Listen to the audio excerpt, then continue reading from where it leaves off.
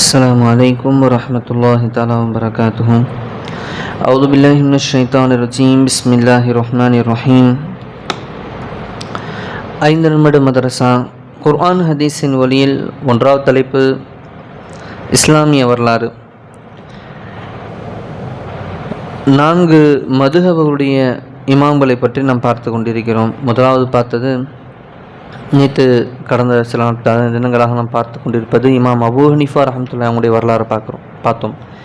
இன்று அதில் இரண்டாவது மதுஹபான மாலிகி, அது இமாம் மாலிகி ரஹ்மத்துல்லாஹி அவங்கள்ட்ட இருந்து வருது. சரி, அவங்களுடைய வரலாறு படிப்போம். இமாம் மாலிக் ரஹ்மத்துல்லாஹி அவர்கள் ஹிஜ்ரி 93ஆம் ஆண்டு பிறந்தார்கள். மதினா முனவ்வராவின் மாபெரும் ஹதீஸ் கலை வல்லுநராகவும் சட்ட மாமேதையாகவும் திகழ்ந்தார்கள். இவரும் அபூ ஹனீஃபா ரஹ்மத்துல்லாஹி அவர்களும் சமகாலத்தில் வாழ்ந்தவராவார்கள். துறவரம், இரையச்சம், கல்வி, சிந்தனை, செயல் ஆகியவற்றில் இமாம் அபூ ஹனீஃபா ரஹ்மத்துல்லாஹி அவர்களை ஒத்திருந்தார்கள். அப்போதைய ஹலீஃபாவும் ஒரு சாதாரண மனிதரை போன்று இவரிடம் கல்வி பயில வருவார். வயதில் மூத்தவராக இருந்த இமாம் அபூ ஹனீஃபா ரஹ்மத்துல்லாஹி அவர்களும் இவரின் வகுப்பறைக்கு வந்து செல்வார்கள். இமாம் அவர்கள் எழுதி வெளியிட்ட நூல்களில் முஅத்தா இமாம் மாலிக் என்னும் நூல் மிக முக்கியத்துவம் வாய்ந்ததாகும். இந்நூல் ஹதீஸ்களின் பொக்கிசமாகும். சஹீஹுல் புகாரிக்கு முன்னதாக இந்நூல் மட்டுமே குர்ஆனுக்கு அடுத்தபடியாக போற்றப்பட்டது. தராபல்ஸ், தயூனஸ், அல் ஜசாயிர், முரக்கஸ், ஸ்பெயின் போன்ற நாடுகளில் இமாம் அவர்களின் புகழ் பரவியிருந்தது. ஃபத்துவா வழங்குவதில் தயவு தாட்சணம் பார்க்க மாட்டார்கள். அது ஹலீஃபாவுக்கு எதிராக இருந்தாலும் சரியே. அதற்காக அரசாங்கத்தின் தண்டனைகளையும் பெற்றிருக்கிறார். ஆனால் உண்மையிலிருந்து நழுவியதில்லை. இவங்க காலத்தில் ஒரு வித்தியாசமான சில பிரச்சனைகள் இருந்தது. எப்படின்னா ஹலீஃபாக்களுக்கு மத்தியில். அதனாலலாம் அதுக்கெல்லாம் நீங்கள் பதில் சொல்லுங்கள் அப்படின்னு அந்த ஹலீஃபா எதிர்பார்க்குற பதிலை யார் சொல்லணும்? படித்த இந்த மேதைகள் சொல்லணும். சொல்லலைன்னா கொண்டு போய் சிறையில் அடிச்சிருவாங்க. அந்த ஹலீஃபாவுக்காக இவங்க பொய் சொல்ல முடியாதல்லவா, இருக்கிறது தான் பேச முடியும்.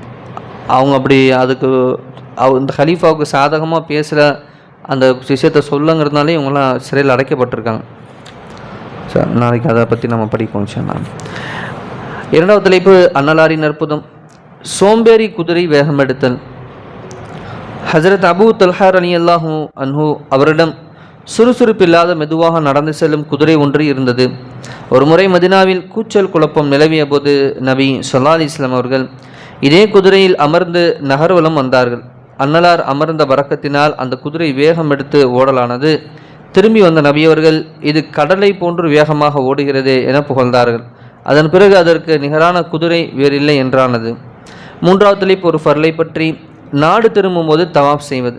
ஹஜ்ஜை முடித்து நாடு திரும்பும்போது இறுதியாக காபாவை தவாப் செய்யுங்கள். மாதவிடாய் ஏற்பட்டுள்ள பெண்களுக்கு இறுதி தவாப் தேவையில்லை என நபி ஸல்லல்லாஹு அலைஹி வஸல்லம் அவர்கள் கூறினார்கள். நான்காவது தலைப்பு ஒரு சுன்னத்தை பற்றி. நல்லவற்றை கண்டால் ஓதும் துவா. பாருங்கள், நாடு திரும்பும்போது தவாப் செய்கிறது. அது நம்ம ஒரு உம்ராவுக்கு போகிறோம், ஹஜ்ஜுக்கு போகிறோம். அந்த இறுதி தவாப் செய்யக்கூடிய நேரத்தில் இப்போ காபா அப்படி இருக்குன்னு சொன்னால் அதை பார்த்துட்டு முதுகை காட்டி வரக்கூடாது. நம்ம காபாவை பார்த்து இப்படியே சலாம் சொல்லிட்டு அப்படியே பின்னாடி வரணும். அது மறையிற வரைக்கும் நம்ம முதுகை இப்படி காட்டி இப்படி திரும்பி வர்றது கிடையாது. இப்படி காபாவை பார்த்த வண்ணமாகவே சலாம் சொல்லிகிட்டே பின்னாடி வந்து அது கொஞ்சம் தூரம் வரும்போதே மறைய ஆரம்பிச்சிடும். அப்புறம் அப்படியே பின்னாடி திரும்பிக்கலாம். நம்ம நான்காவது தலைப்பு ஒரு சுன்னத்தை பற்றி. நல்லவற்றை கண்டால் ஓதும் துவா. நபி ஸல்லல்லாஹு அலைஹி வஸல்லம் அவர்கள் நல்லவற்றை கண்டால் இந்த துவாயை ஓதுவார்கள். மாஷா அல்லாஹு லா ஹவ்ல வலா குவத்த இல்லா பில்லாஹ். அல்லாஹ் நாடியபடியானது சர்வ வல்லமையும் அல்லாஹுக்கு மட்டுமே உரியது. பாருங்க, இந்த துவா நம்ம ஒரு நபரை பார்த்தாலும் நம்ம மூலியமாக திருஷ்டி ஏற்படும். ஒரு குட்டி குழந்தை பார்க்குறோம், அழகாக இருக்குது. ஒருத்தர் வீடு கட்டியிருக்காரு, இல்லை ஒரு வண்டி வாகனம் வாங்கியிருக்காரு, நல்லா இருக்குது. உடனே என்ன பண்ணிடணும்னா சொல்லணும், மாஷா அல்லான்னு சொல்லணும். நல்லவற்றை கண்டால் அல்லாஹ் நாடியது என்னது கிடச்சிருச்சு. லா ஹவ்ல வலா குவத்த இல்லா பில்லாஹ் அப்படிங்கிற துவா ஓதிட்டோன்னு சொன்னால் நம்மளுடைய கண்ணேரிலிருந்து அந்த குடும்பமும் சரி, நம்ம எதை பார்த்து ஆச்சரியப்பட்டோமோ அந்த பொருளும் பாதுகாக்கப்பட்டுரும். எனவே துவா ஓதும். நம்ம பிள்ளைங்கள நம்ம கண்ணால் கூட நம்ம பிள்ளைங்களுக்கு டிஸ்டி ஏற்படுமா? அப்போ பார்க்குறோம், அன்றைக்கி காலைல பார்க்குறோம், குழந்தை ரொம்ப அழகாக இருக்குது, மாஷா அல்லான்னு சொல்லிடணும். மாஷா அல்லான்னு சொல்லி இல்லாட்டி நம்ம கண்ணே நம்ம பிள்ளைங்களுக்கு வந்துடும். அப்போ இந்த மாதிரி தான் நம்ம பார்க்கக்கூடிய எந்த நலவான விஷயத்துக்கும் நம்ம யாரையும் புறம பிடிச்சி பார்க்க போகிறது கிடையாது. ஆனால் ஒரு நம்ம பார்வையில் நம்மளை அறியாமலே அது போய் சேருமா, உடனே என்ன பண்ணணும், மாஷா அல்லான்னு சொல்லிட்டோம்னா அல்லாஹ் நாடியது அப்படிங்கிற மாதிரி ஆகி நம்மளுடைய பார்வையிலேருந்து அந்த பொருள் தப்பிச்சிடும். 5வது தலைப்பு ஒரு முக்கிய அமலின் சிறப்பு, ஹஜ் உம்ரா செய்தல்.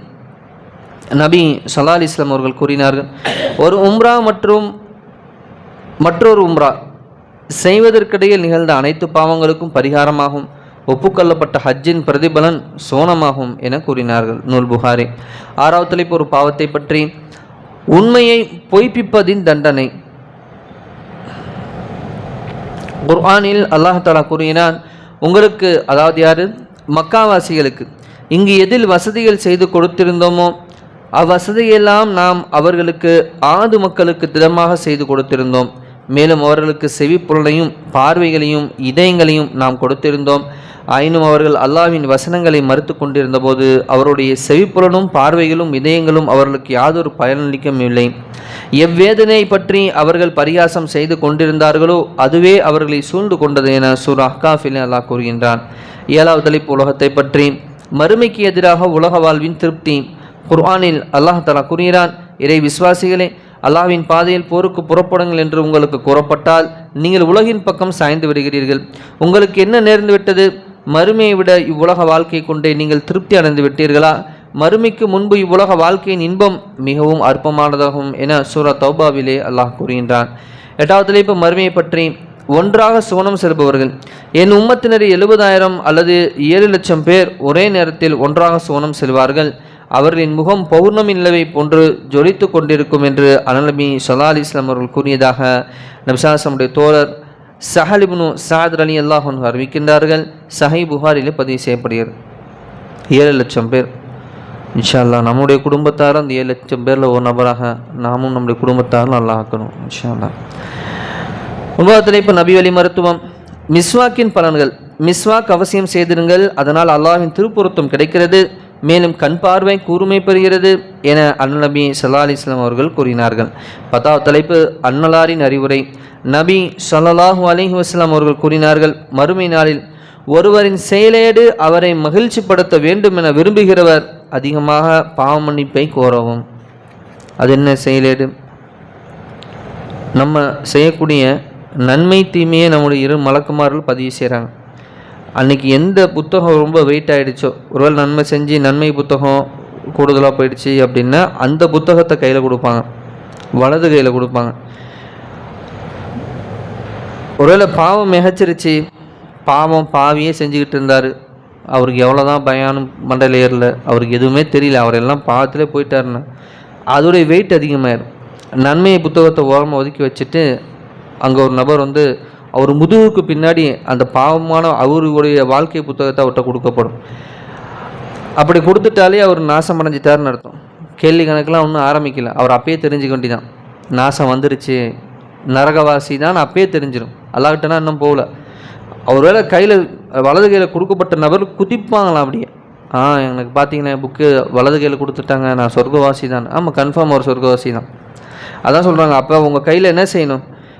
உங்களை அந்த செயலேடு மகிழ்ச்சி படுத்தணும், வலது கையில் கிடைக்கணும்னு சொன்னால் அதிகமாக பாவம் மன்னிப்பு செஞ்சுருங்க. இல்லாட்டினா பாவம் வெயிட் ஏறி போய் நன்மை புத்தகத்தை ஓரம் கட்டிட்டு பாவம் புத்தகம் கை கொடுக்கப்பட்டுரும் என்பதாக கூறுவார். எனவே அல்லாஹ் அப்படிப்பட்ட கடுமையான நாளில் நம்முடைய புத்தகங்கள் எல்லாம் அதிகமாக நாம் இந்த உலகிலே நாம் செய்த சிறிய பெரிய எல்லா தெரிந்தும் தெரியாமல் பாவங்களெல்லாம் மன்னிப்பு கேட்டு மறுமையில் வலது கையில் அந்த புத்தகம் கிடைக்கக்கூடிய பாக்கியத்தை வல்லல்லாஹ் நம் அனைவருக்கும் நம் குடும்பத்தார்களுக்கும் இந்த உம்மத்தார்கள் அனைத்து தந்தல் புரிவானாக. எது கேட்டமோ அதன்படி நில்லாமல் செய்யக்கூடிய பாக்கியத்தையும், கலிமாவுடைய வாழ்க்கையை வாழ்ந்து கலிமாவுடன் மரணிக்கூடிய பாக்கியத்தையும், நாளை மறுமையிலே பெருமானார் ஸல்லல்லாஹு அலைஹி வஸல்லம் அவர்களுடன் ஜன்னத்துல் ஃபிர்தௌஸிலே இருக்கக்கூடிய, மேலும் அங்கிருந்து காலை மாறி அல்லாஹை பார்க்கக்கூடிய பேசக்கூடிய பாக்கியத்தையும் அல்லாஹ் நம் அனைத்து தந்தல் புரிவானாக. சுப்ஹானல்லாஹி வபிஹம்திஹி சுப்ஹானக்கல்லாஹும்ம வபிஹம்திக அஷ்ஹது அல்லா இலாஹ இல்லா அன்த அஸ்தக்ஃபிருக வ அத்தூபு இலைக். ஆமீன். ஹைரி சுப்ஹான ரப்பிக ரப்பில் இஸ்ஸத்தி அம்மா யசிஃபூன் வ ஸலாமுன் அலல் முர்ஸலீன் வல்ஹம்துலில்லாஹி ரப்பில் ஆலமீன். ஸல்லல்லாஹு அலா முஹம்மது ஸல்லல்லாஹு அலைஹி வஸல்லம். ஸல்லல்லாஹு அலா முஹம்மது ஸல்லல்லாஹு அலைஹி வஸல்லம். ஸல்லல்லாஹு அலா முஹம்மது யா ரப்பி ஸல்லி அலைஹி வஸல்லம். அஸ்ஸலாமு அலைக்கும் வ ரஹ்மத்துல்லாஹி தஆலா வ பரகாத்துஹு.